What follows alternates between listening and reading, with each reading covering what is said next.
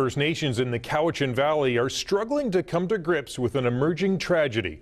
Their community has suffered 4 suicides in the last 30 days. Today, leaders gather to try to understand the problem and attempt to prevent it from happening ever again. Kendall Hansen was there. Cowichan tribes members are singing a traditional prayer at a time of grief. It's the opening of an emergency meeting to address a spike in suicides among First Nations in the Cowichan Valley. It's big. Even one is too many, but we've had so many so far. Too many times we've had to bow our heads and cry, and we're looking for answers. What is it going to take? Where do we got to go?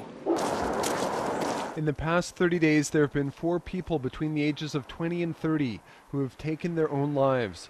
2 from Cowichan tribes, 2 from the Chemainus First Nation. The community, its leaders, and the RCMP are here to discuss the sanctity of life and look for answers about what will stop the numbers from increasing. Reach out to your families, take care of each other, embrace each other. Local chiefs are here, as well as the nation's top chief, Sean Atleo. It's by coming together that we can see a way forward.